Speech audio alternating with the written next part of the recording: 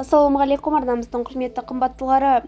Қазақстандағы және әлемдегі болып жатқан ең соңғы жаңалықтарды алғашқылардың қатарында білгіңіз келсе, бейне астындағы лайк және подписать етің балаларын басып, біздің арнамызға жазылуды ұмытпаңыз. Егер сіз жазылған болсаңыз, онда біз бастадық. Халқымыз үшін ерекше қуаныш. Төреғали Төреәлі қуанышты жаңалығын бөлісті. Әнші Төреғали Төреәлі Қазақстан халқын Наурыз мерекесімен құттықтады, деп жазады Алаш қызы. Өнер иесі Қазақстан құрамасы көкпардан әлем чемпионы атанғанын хабарлап сүйіншіледі. Наурыз рух пен жеңістің мерекесі. Биылғы Наурыз халқымыз үшін ерекше қуанышқа толы болды. Қазақстан құрамасы көкпардан әлем чемпионы атанып, ұлттық рухты асқақтатты.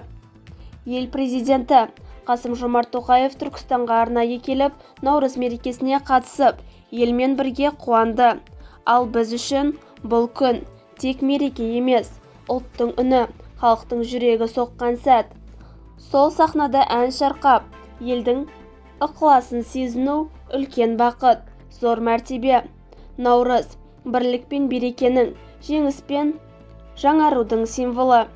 Еліміз аман, жұртымыз тыныш болсын. Көк туымыз әрдайым биікте желбіресін. Ұлыстың ұлы күні құтты болсын, деп жазды Төреғали Төреәлі. Бізді бақылауды жалғастырыңыз.